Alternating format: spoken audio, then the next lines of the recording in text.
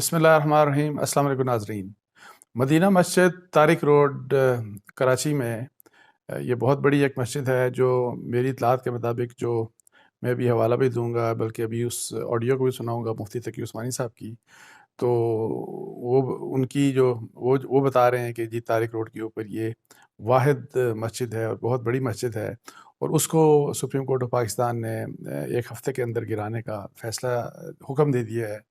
اور ابھی آپ کو پتہ ہے کہ نسلا ٹاور کو گرایا جا رہا ہے، اور اس کے متعلق بہت بڑی ایک کنٹروورسی چلی تھی، اور جس طرح کہ جی وہ زمین، اس کے منظوریاں دی گئیں، این او سیز دیے گئے، سب کچھ ہوا، اور پھر جو بیچارے لوگ وہاں پہ درجنوں خاندان وہاں کے بسے، اور وہ جو مکین تھے وہاں کے، انہوں نے کروڑا روپے خرچ کر کے اپنے اپنے فلیٹس لیے، لیکن آل آف اے سڈن فیصلہ آ گیا جی کہ یہ سب کچھ اللیگل ہے، اور ان کو سب کو فارغ کر دیا گیا، اور ان کا اپنا کوئی ان کی کوئی مطلب رودات سننے والا کوئی نہیں کہ جی وہ بیچارے کہاں پہ جائیں، جب تمام گورنمنٹ اتھارٹیز نے این او سی دیا، جب قانون کے مطابق انہوں نے سب کچھ خریدا، اور قانون اور یا جو این او سیز جو دیے گئے، اپیرنٹلی جو بھی چیزیں سامنے تھی اس میں کسی بھی قسم کی کوئی اللیگیلٹی نہیں تھی، تو ان کے لیے پھر فیصلہ اینیا اور سپریم کورٹ نے کیا، اور حالانکہ اس کے اوپر بہت سے لوگوں نے کہا، عام عوام نے کہا، اس کے اوپر بلڈرز کی طرف سے کہا گیا، پروونشل گورنمنٹ کی طرف سے کہا گیا، اور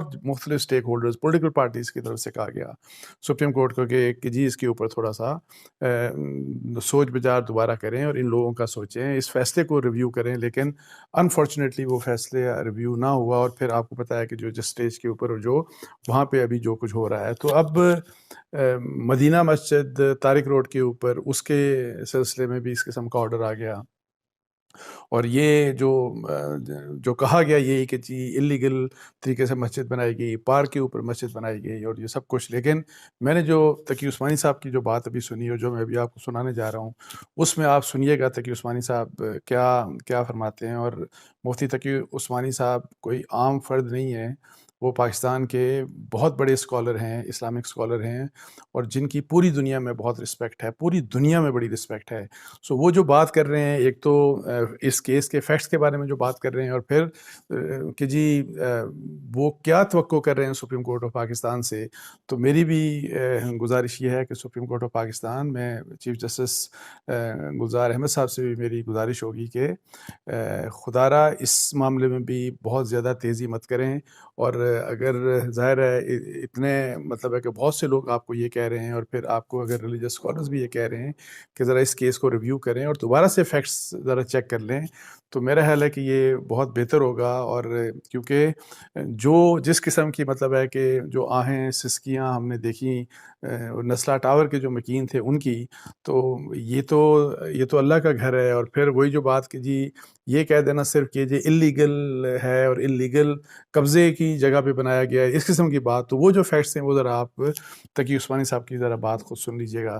تو میں آپ کے سامنے بس اس وقت مفتی تقی عثمانی صاحب کی وہ آڈیو پیش کر رہا ہوں جو تقریباً 5-6 منٹ کی ہے، اور بہت امپورٹنٹ ہے، اس میں بہت امپورٹنٹ باتیں کی گئی ہیں، یہ بھی کہ جی اسلام کس قسم کا کیا کسی جگہ اللیگل غلط طریقے سے مسجد بنائی جا سکتی ہے، نہیں بنائی جا سکتی، پھر گورنمنٹس کے بارے میں انہوں نے گورنمنٹ آف پاکستان کے بارے میں کہا کہ جی مساجد کتنی بنا رہی ہے گورنمنٹ آف پاکستان، پورے مندر کتنے بنائے جا رہے ہیں، گردوارے کتنے بنائے جا رہے ہیں، تو اس کا بھی ذرا تھوڑا سا آپ کو ایک رف آئیڈیا ملے گا۔ لیکن اینی ہاؤ میں آپ سے اجازت لیتا ہوں، اور آپ کو میں ریکویسٹ کروں گا کہ مفتی تقی عثمانی صاحب کی آپ بات پوری ضرور سنیے گا۔ مجھے اجازت دیجیے جی۔ السلام علیکم ورحمۃ اللہ۔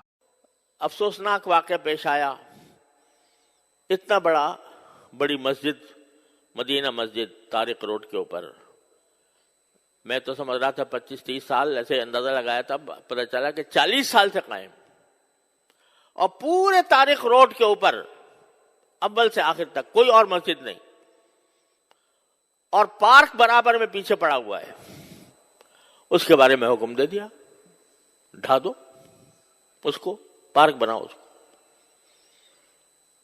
خدا کا خوف کرنا چاہیے۔ لوگ اس سلسلے میں بڑی غلط فہمی میں مبتلا ہیں۔ ایک بات میں آپ کو واضح کر دیتا ہوں کہ لوگ کہتے ہیں بھئی اگر غیر قانونی طور پر جگہ پر بنائی گئی ہے مسجد تو وہ مسجد نہیں ہوتی، یہ صحیح بات ہے، لیکن اس کا مطلب یہ ہے کہ ایک تو اگر کسی کی زمین پر جہاں جائز قبضہ کر کے مسجد بنائی جائے گی وہ بالکل ناجائز ہے، حرام ہے وہ. اسی طرح اگر کسی سرکاری جگہ پر بنائی جائے گی تو بھی اصل بات یہ ہے کہ نہیں بنانی چاہیے. لیکن صورتحال یہ ہے کہ ایک اسلامی ریاست میں حکومت کا فرض ہے کہ وہ ضرورت کے مواقع پر مسجدیں بنائے. اس کا کام ہے یہ. الذین ان مکناہم فی الارض اقاموا الصلاۃ.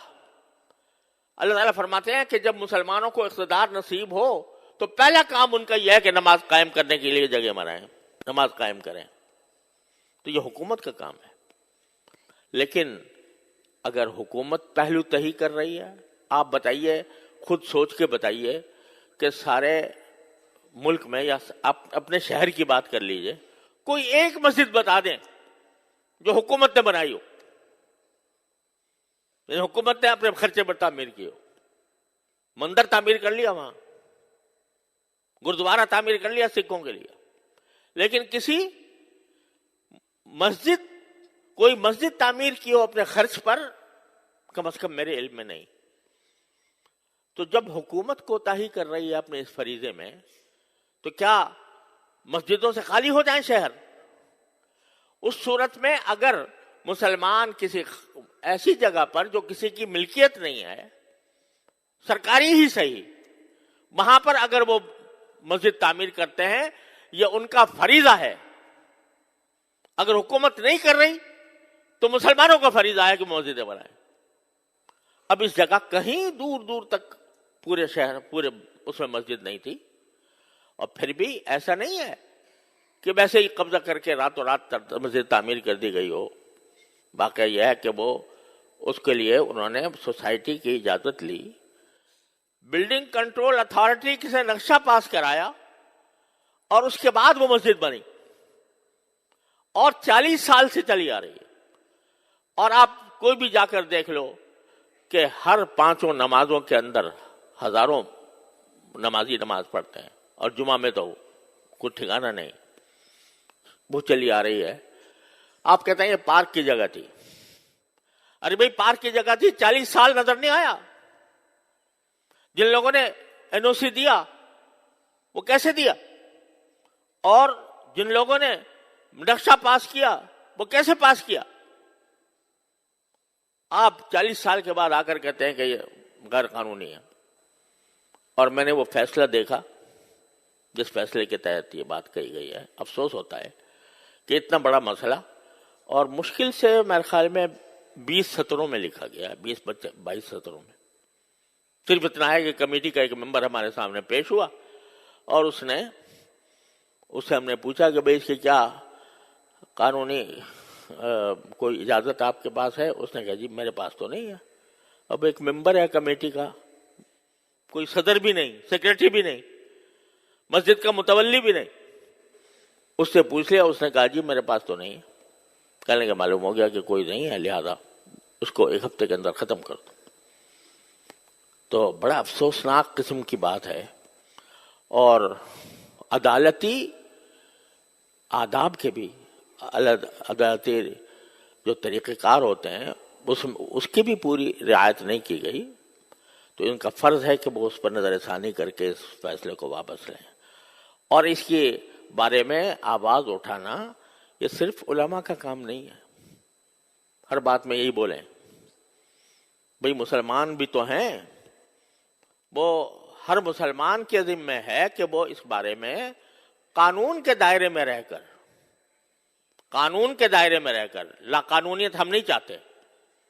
ہم نے کبھی بھی لا قانونیت کی ترغیب نہیں دی، لیکن قانون کے دائرے میں رہتے ہوئے اس کے خلاف آواز بھی اٹھائیں، اور جو عدالتی طریقہ کار ہے نظر ثانی کا، وہ نظر ثانی کا طریقہ اختیار کریں. تو یہ ہر مسلمان کا فرض ہے.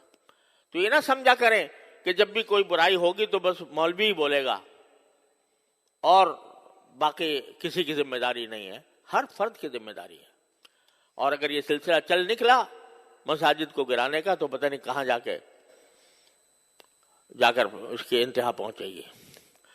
تو اس کو خیال کرنا چاہیے. اللہ تبارک و تعالیٰ اپنے فضل و کرم سے ہمیں اس امت کی جو اصل خاصیت ہے کہ امر بالمعروف اور نہی عن المنکر شریعت کے دائرے میں رہ کر، اور الحمدللہ ہمارا قانون بھی اور آئین بھی کوئی اس کے تحفظ دیتا ہے، تو اس کے دائرے میں رہ کر اس کے بارے میں جتنا کسی مسلمان سے ہو سکے وہ کرنا چاہیے۔ وآخر دعوانا الحمدللہ۔